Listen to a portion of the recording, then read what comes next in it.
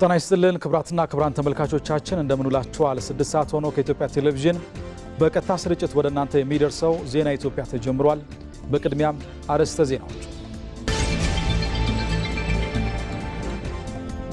የኢትዮጵያ የባህር በር ጥያቄ ከተመለሰ በቀጠናው የሚኖራትን ተጽዕኖ ፈጣሪነት ከፍ ያደርገዋል ላሉ የዘርፉ ምሁራን።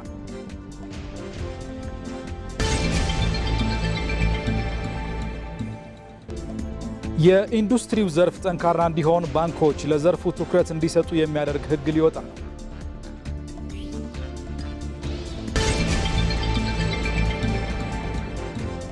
የፖለቲካ ፓርቲዎች በምርጫ ሂደት ውስጥ የሚታዩ የአሰራር ክፍተቶችን ለመሙላትና የሰላማዊ ፉክክር ባህልን ለማሳደግ እየሰሩ ነው።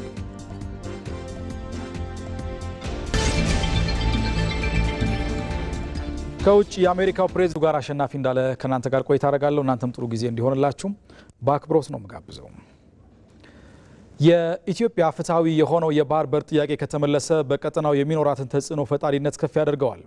የኢትዮጵያን የታሪክም የተፈጥሮም የባህር በር ባለቤትነት ዳግም ለማረጋገጥ ከፍተኛ ጥረቶች እየተደረጉ ነው። አስማረ ብርሃኑ በዚህ ጉዳይ ላይ ተጨማሪ አዘጋጅቷል። በአፍሪካ ቀንድ ብሎም በዓለም አቀፍ መድረክ የኢትዮጵያ ዲፕሎማሲያዊና ኢኮኖሚያዊ ሚዛን የሚወሰንባቸው በርካታ ጉዳዮች ቢኖሩም የባህር በር ባለቤትነት ግን የኢትዮጵያ የሕልውናና የሉዓላዊነት ማዕከል ነው። ኢትዮጵያ በታሪክ አጋጣሚና በጂኦፖለቲካዊ ሴራዎች ሳቢያ ያጣችውን የባህር በር ዳግም ለማግኘት የምታደርገው ጥረት የፍትሐዊነት ጥያቄ ብቻ ሳይሆን የሀገራዊ እድገት ማነቆችን የመስበሪያ ስትራቴጂካዊ እርምጃ ተደርጎ ሊወሰድ ይችላል። ኢትዮጵያ በተፈጥሯዊም ሆነ በታሪክ የባህር በር ባለቤት የማትሆንበት ምንም አይነት አሳማኝ ምክንያት የለም። ጥንታዊቱ አክሱም የባህር ኃይልና የንግድ መርከቦች የነበሯት ታላቅ ሀገር መሆኗ ኢትዮጵያ ከዓለም ጋር የምታደርገው ግንኙነት ምን ያክል ስር የሰደደ እንደነበር ማሳያ ነው። ሆኖም በ19ኛውና በ20ኛው ክፍለ ዘመን በነበሩ ቅኝ ግዛት ጫናዎችና በታሪካዊ አጋጣሚዎች ኢትዮጵያ በኢፍትሐዊ መንገድ የወደብ አልባነት ዕጣ ፈንታ ተጋርጦባታል። ይህ የታሪክ ስህተት ከኢኮኖሚያዊ ኪሳራው ባሻገር በኢትዮጵያ የዲፕሎማሲያዊ አቅም ላይ ትልቅ ጥላ ጥሏል። የምጣኔ ሀብት ተንታኞች እንደሚጠቁሙትም የባህር በር አለመኖር የኢትዮጵያን እድገት ቢያንስ በየዓመቱ ከ20 እስከ 30 በመቶ ወደ ኋላ ጎትቶታል። የባህር በር ከኢኮኖሚክ ጠቀሜታው አንጻር የተቀመጡ ነገሮች አሉ። አንድ ሀገር የባህር በር አላት ማለት አሁን ካለችበት የኢኮኖሚክ እድገት በተጨማሪ ወደ ከ20 እስከ 30% ተጨማሪ እድገት ማግኘት ትችላለች ማለት ነው። ስለዚህ አሁን የሀገራችንን ከወሰድ ነው ላለፉት 30 እና ከ30 በላይ ዓመታት ባህር በር አልባ ሆነን ቆይተናል። ስለዚህ የኢኮኖሚ እድገታችን ላለፉት 30 እና 40 ዓመታት ከ20 እስከ 30% ተገትቷል ማለት ነው። የባህር በር የማግኘቱ ጥረት የመንግስት የቤት ስራ ብቻ ሳይሆን የሊቃውንት የሲቪክ ማህበራትና የዲያስፖራው የጋራ አጀንዳ ሆኖ ቀጥሏል። ምሁራን ጥያቄውን በሕግና በታሪክ ሰነዶች በመደገፍ ለዓለም አቀፉ ማህበረሰብ ግንዛቤ የፈጠሩ ሲሆን ዲፕሎማሲያዊ እንቅስቃሴውም የሀገራዊ ጥቅምን ቀዳሚነት መርህ በማድረግ ተጠናክሯል።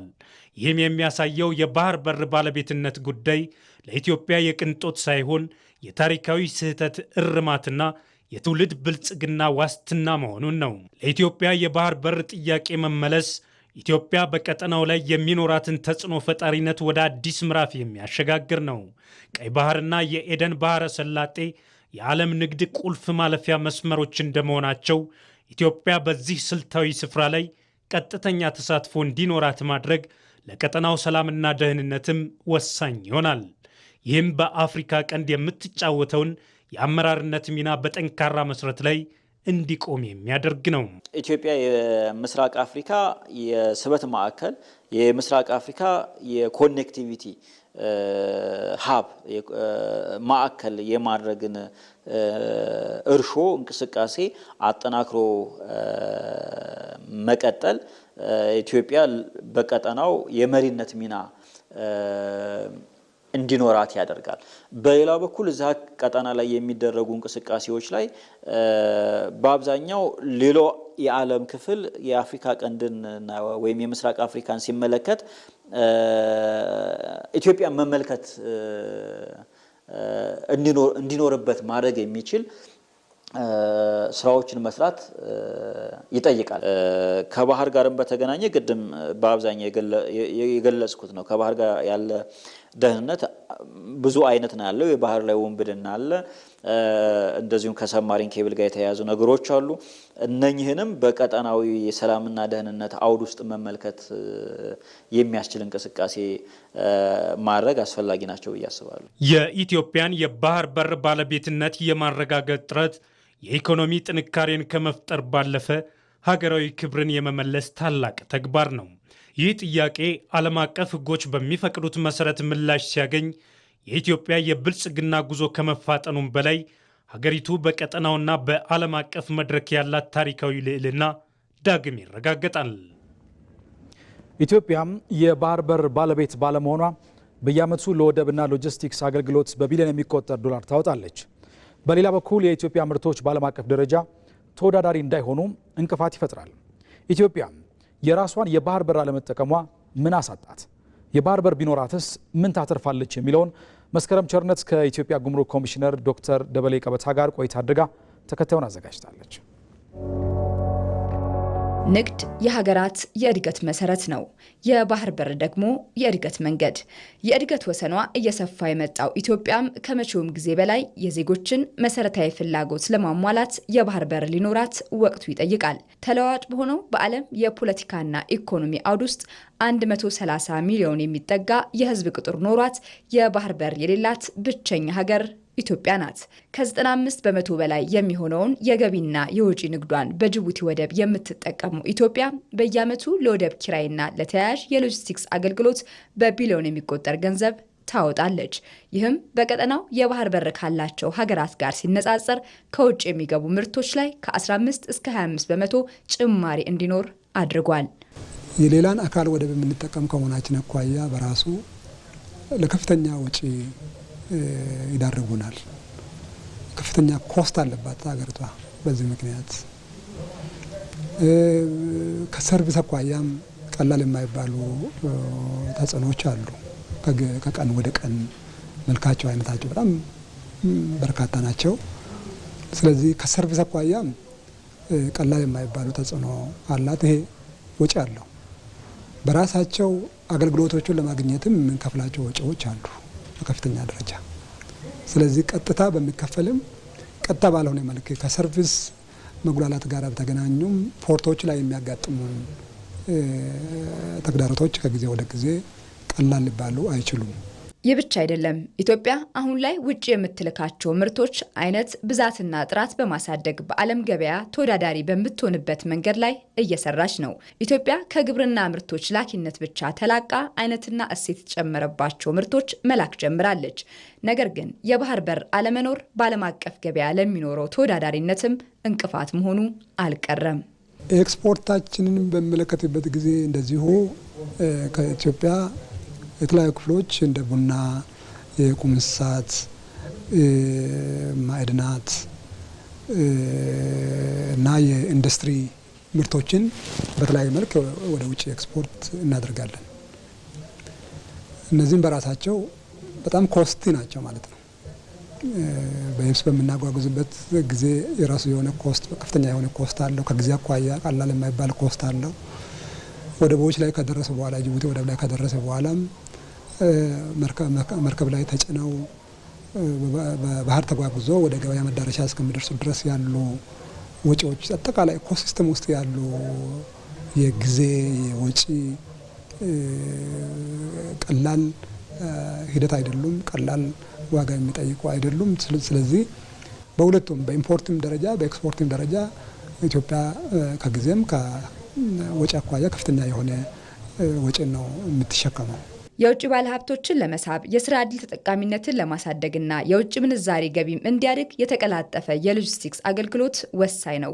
ነገር ግን እዚህም ጋር የባህር በር አለመኖሩ በውጭ ገቢ ንግድ ላይ የሚጨምረው ዋጋ እንዳለ ሆኖ ምርቶች በሚፈለገው ጊዜ እንዳይደርሱ የሚያሳድረው ተጽዕኖ ቀላል አይደለም። ፋብሪካ ወይም ደግሞ ኢንቨስትመንት ከውጭ የሚፈልጉ ግብዓቶች፣ ካፒታል እቃዎች፣ ጥሬ እቃዎች ይኖራሉ። ስለዚህ እነዚህ ካፒታል እቃዎችና ጥሬ እቃዎች በቀላሉ ሀገር ባላት ወደብ ላይ እንግዲህ ይሄ እቃዎቹ ኮስት አላቸው። ከጊዜ አኳያ ተገማች ጊዜ ይፈልጋሉ። ስለዚህ እነዚህን ነገሮች በማሰብ ወደብን እንደ አንድ አስቻይ የኢንቨስትመንት አቅማቸው ይመለከቱታል። ስለዚህ ኢንቨስተር ለመሳብ፣ ባለሀብት ለመሳብ፣ ኢንቨስትመንት ለመሳብ ወደቦች ያላቸው ወይም ደግሞ የባህር በር ያላቸው ቦታ ትልቅ ነው ለማለት ነው። ከወደብ እስከ ገበያ ድረስ የሚኖረው ጉዞ የሰዎች ሕይወት ውስጥ ቀጥተኛ ተጽዕኖም አለው። ዛሬ ላይ ከውጭ የሚገቡ ምርቶች ላይ የሚታየው የዋጋ ንረት ለወደብና ለሎጂስቲክስ አገልግሎት የሚወጣው አንዱ ተጽዕኖም ነው። የመርከብ እና የኢንሹራንስ ተከፍሎበት ይጓጓዝና ጅቡቲ ይደርሳል እንበል። ጅቡቲ ደርሶ ደግሞ ከጅቡቲ እንደገና በመርከብ ተጭኖ እዚህ ጅቡቲ ድረስ ከዱባይ ተነስቶ ጅቡቲ ይደርሳል። ስቲል ተመሳሳይ ኮስት አለበት። ስለዚህ አስመጪው እነዚህን ሁሉ ኮስት እያወጣ ነው። እያሰበ ያለው ግን እነዚህን ኮስቶች ሁሉ እቃዎቹን በሚሸጥበት ገበያ ላይ አውጥቼ በሚሸጥበት ጊዜ ጨምሬ እሸጣለሁ ብሎ እያሰበ እንደሆነ ማሰብ አለብን። በአጠቃላይ የባህር በር ለኢትዮጵያ ጉዳዩ የባህር በር ብቻ የማግኘት ጉዳይ አይደለም። አጠቃላይ ኢኮኖሚያዊ ብልጽግና፣ ሀገራዊ አንድነትና ዘላቂ መረጋጋት የሚያመጣ ጭምር እንጂ። የኢንዱስትሪው ዘርፍ ጠንካራ እንዲሆን ባንኮች ለዘርፉ ትኩረት እንዲሰጡ የሚያደርግ ሕግ ሊወጣ ነው። ባለፉት ዓመታት ለዘርፉ በተሰጠው ትኩረት በሀገር ውስጥ የሚመረቱ ተኪና ወደ ውጭ የሚላኩ ምርቶች በብዛትም በጥራትም እየጨመሩ ነው። ባየ ሙላት ኢንዱስትሪ ለሀገር ሉዓላዊነት ያለው ሚና ሞተር ለመርከብ ያለውን ፋይዳ ያህል የሚገለጽ ሲሆን ሞተሩ የቆመ መርከብ በባህር ማዕበል እንደሚናወጥ ሁሉ በኢንዱስትሪ ያልበለጸገ ሀገርም ከአምራች ሀገራት ጫናዎች መላቀቅ አይችልም። ዛሬ በኢትዮጵያ እየተገነቡ ያሉ ኢንዱስትሪዎች ለኢኮኖሚው ሞተር ሆነው የበለጸገችዋን እና ለዜጎቿ ኩራት የሆነች ሀገር ለመገንባት መሰረት የጣሉ ነው። ባለፉት ዓመታት ለኢንዱስትሪው ትኩረት መሰጠቱ በኢትዮጵያ የተመረተ የሚል ስያሜ ያላቸው ምርቶች ከሀገር ፍጆታ አልፎ ለዓለም ገበያ የሚቀርቡ ምርቶች እንዲበራከቱ አድርጓል። የኢንዱስትሪው ዘርፍ ከውጭ ለማስመጣት ከፍተኛ የውጭ ምንዛሬ የሚጠይቁና ተመርተው ወደ ውጭ ቢላኩ ከፍተኛ ዋጋ ያላቸው ምርቶችን ለይቶ መስራቱ ደግሞ ውጤቱን የላቀ ያደርገዋል። አሁን በ9 ወሩ ከ4.8 ቢሊዮን ዶላር በላይ የሚያወጡ ምርቶችን እዚህ ሀገር ውስጥ መተካት ችለናል። ስለዚህ አሁን ብዙ ገበያ ላይ የኢትዮጵያን ምርት ማግኘት እንግዳ ነገር አይደለም ማለት ነው። የገበያ ድርሻችንም ያኔ የነበረው 30% አሁን ከ45.8% በላይ አድጓል። በዚህ ውስጥ ብዙ የስራ ዕድል ተፈጥሯል። በዚህ ውስጥ ለመንግስት ብዙ ግብር ተከፍሏል። ኢንዱስትሪ ከፍተኛ ካፒታል የሚጠይቅና በሂደትም የወጣበትን በብዙ እጥፍ የሚተካ የኢኮኖሚ ዘርፍ ነው። ይህንን ዘርፍ በፋይናንስ መደገፍ ደግሞ ዘላቂ እድገትን ያረጋግጣል። ይሁን እንጂ እስካሁን በሚጠበቀው ልክ ለዘርፉ ብድር አለመቅረቡ እድገቱን ገድቦት ቆይቷል። ኢትዮጵያ በምግብ ብቻ ሳይሆን በመድኃኒት ራሷን ለመቻል ከፍተኛ ጥረት እያደረገች ነው እና ያንን ፖሊሲ እየሰማ ለኢትዮጵያ እንድታመርት ቅናትም ያለው አንድ ዜጋ መጥቶ ቅሊንጦ ፋርማሲውቲካል ፓርክ ውስጥ የመድኃኒት ፋብሪካ ይሰራል። የሰራው ፋብሪካ 63 አይነት መድኃኒቶች ያመርታል። ከ2 ሚሊዮን ታብሌት በላይ በዓመት ያመርታል። ነገር ግን የኢትዮጵያ ባንኮች የግሎቹ ብቻ ነው የመንግስቶቹ ባንኮች ለዚህ ፋብሪካ ወርኪንግ ካፒታል ብትር ከለከሉት። ከዓመት በላይ ስራ ሳይሰራ ቆየ የፋብሪካ። የኛ ባንኮች የመድኃኒት ፋብሪካ ተሰርቶ ወርኪንግ ካፒታል አቶ ስራ አቆሞ ሳለ ለመኪና ያበድራሉ።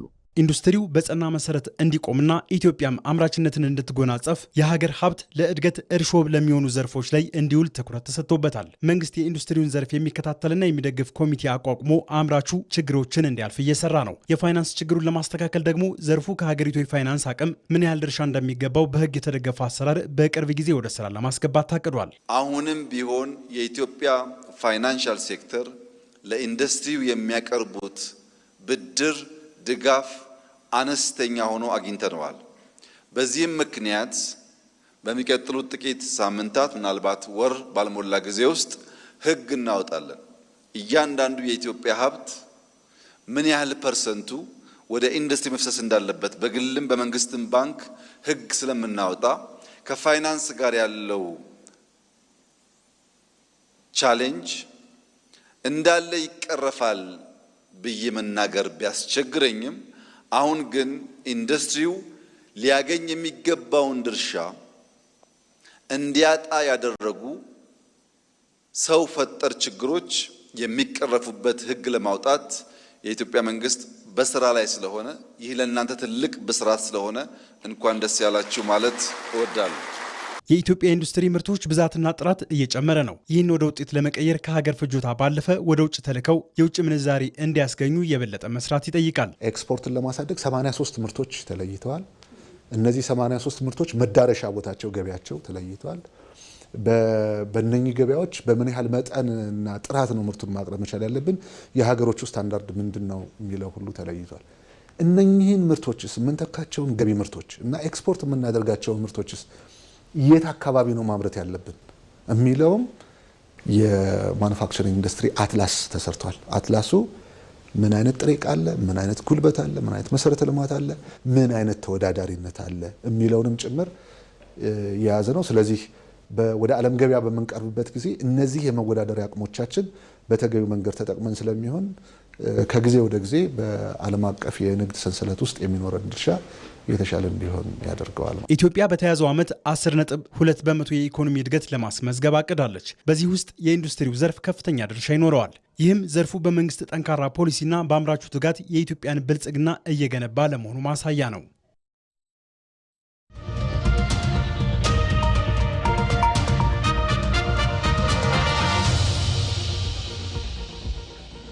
ሰባተኛው ጠቅላላ ምርጫ ዲሞክራሲያዊ አካታችና ተአማኒ እንዲሆን የፖለቲካ ፓርቲዎች በጋራ እየሰሩ ነው። የፖለቲካ ፓርቲዎች በምርጫ ሂደት ውስጥ የሚታዩ የአሰራር ክፍተቶችን ለመሙላትና የሰላማዊ ፉክክር ባህልን ለማሳደግ ከመንግስትና ከምርጫ ቦርድ ጋር በቅርበት እየሰሩ መሆናቸውን ገልጸዋል። ዛራ መሐመድ ተጨማሪ አዘጋጅታለች።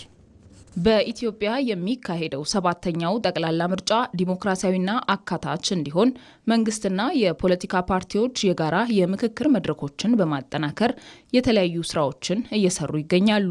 መንግስትም የምርጫ ተቋማት ገለልተኝነታቸውን ጠብቀው እንዲሰሩ አስፈላጊውን የህግ ማዕቀፍና የጸጥታ ዋስትና ለማረጋገጥ ያለውን ቁርጠኝነት ገልጿል። ይህም የፖለቲካ ፓርቲዎች ያለምንም ተጽዕኖ ፖሊሲዎቻቸውን ለህዝብ የሚያስተዋውቁበት ሰፊ ምህዳር እንዲፈጥር ያለመ ነው። በተለይም በጋራ ምክር ቤቶች አማካኝነት የሚነሱ ቅሬታዎችን በውይይት ለመፍታትና የዜጎችን የፖለቲካ ተሳትፎ ለማሳደግ የሚከናወኑ ተግባራት የምርጫውን ተአማኒነት ከፍ እንደሚያደርገው ታምኖበታል። ፓርቲዎችም በነጻነት የሚንቀሳቀሱባቸው አማራጮችን ለማስፋትም የተለያዩ የምክክር መድረኮች በየደረጃው እያካሄዱ ይገኛሉ። የአዲስ አበባ ፖለቲካ ፓርቲዎች የጋራ ምክር ቤት በተለይም ሰባተኛው ሀገራዊ ምርጫ ነጻ፣ ፍትሃዊ፣ አሳታፊና ዲሞክራሲያዊ እንዲሆን ከማድረግ አንጻር በርካታ ስራዎችን እየሰራ ይገኛል። በተለይም በሀገራችን የመድብለ ፓርቲ ስርዓት ግንባታ ላይ አዎንታዊ ሚና መጫወትን ማሳደርን በሚያስችል አግባብ እንዲሁም የዲሞክራሲ ምህዳሩም እንዲሰፋ ከማድረግ አንጻር በርካታ ስራዎች እየተከናወኑ ይገኛሉ።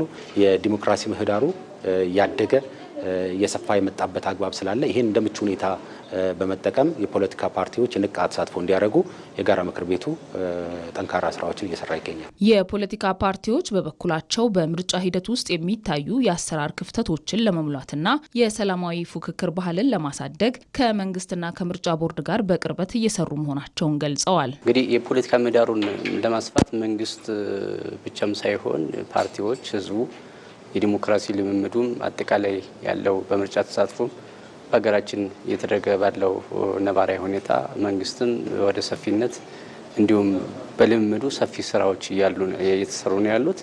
የፖለቲካ ምህዳሩ ሰፋ ማለት ፓርቲዎች ሀሳባቸውን በነጻ መግለጽ፣ የመምረጥና የመመረጥ መብታቸው መከበር፣ በተለያዩ ጉባኤዎች ላይ መሳተፍ ነው። እንግዲህ ያለው ፓርቲዎች እየተሳተፍን ያለ መንግስትም ለዚህ አስቻይ ሁኔታ ፈጥሮ እንትን እያለን ያለን ሰፊ ምህዳር አለ። በዚያ ሰፊ ምህዳርን በተፈጠረልን መሰረት ስራዎችን እየሰራን ነው። ካርድም አውጥተን በዚያ ላይ በምርጫ እየተሳተፍን ነው። ውጪዎችንም እያስተዋወቅን ነው። ማኒፌስቶአችንንም ለህዝብ አስተዋውቀን ቅስቀሳም እያደረግን ነው እና ነጻ የአየር ሰዓትም አግኝተን በዚያ ልክ ሰፊ ስራዎችን እየተሰራን ያለ ነው። ሰባተኛው ጠቅላላ ምርጫ ካለፉት ልምዶች በመነሳት በበሰለ የፖለቲካ ውይይት የታጀበ እንዲሆን የምሁራንና የሲቪል ማህበረሰብ ድርጅቶች ሚና ከፍተኛ ነው። የምርጫ ሂደቱ ፍትሐዊ፣ ነጻና ሰላማዊ ሆኖ እንዲጠናቀቅ የህግ የበላይነትን ከማስከበር ባለፈ የፖለቲካ ምህዳሩን ይበልጥ የሚያሰፉ የአሰራር ማሻሻያዎች ተጠናክረው መቀጠል እንዳለባቸውም ተመላክቷል።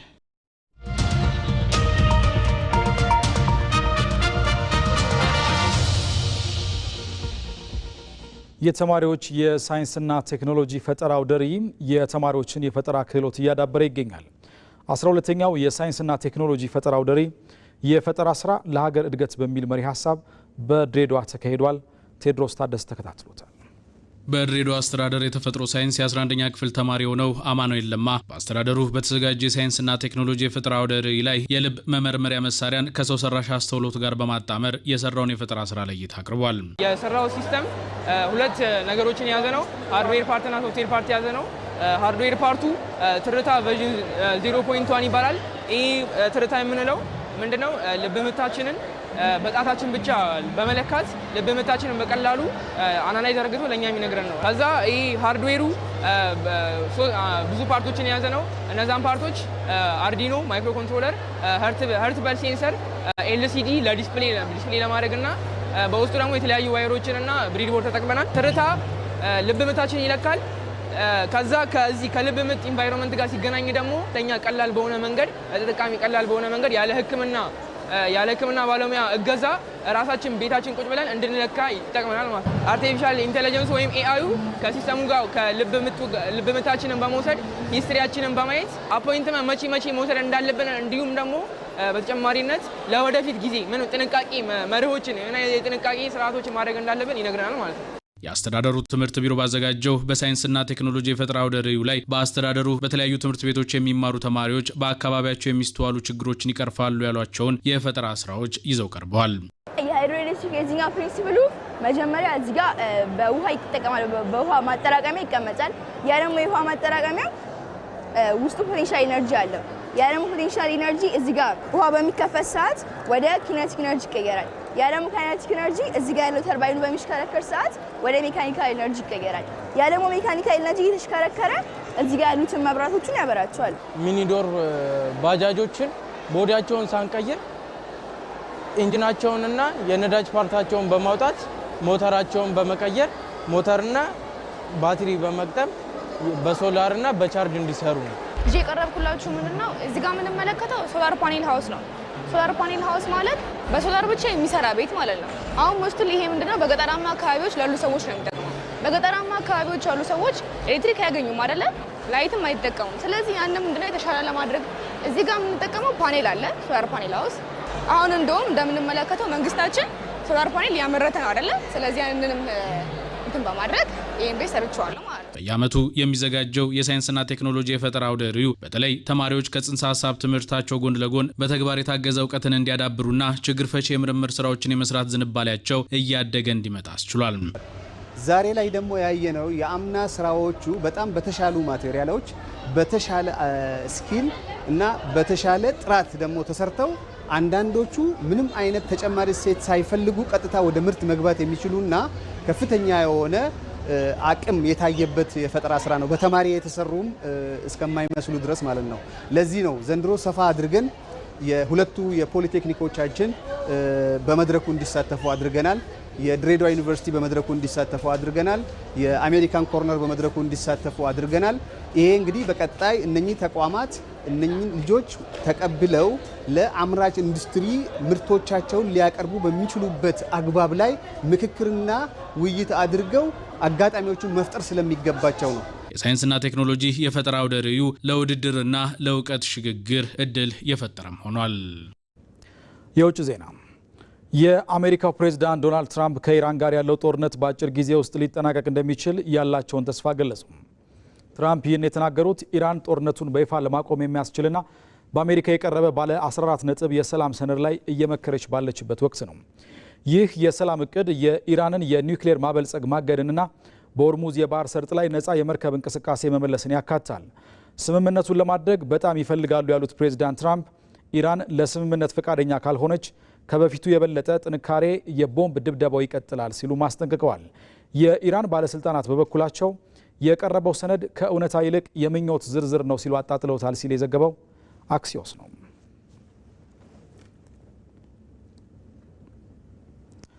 ተመልካቾች ለዜና ኢትዮጵያ ለ6 ሰዓት የተዘጋጁ ዜናዎቻችን እነዚህ ናቸው። ከዜናዎቹ ጋር አሸናፊ እንዳለ ነበርኩኝ።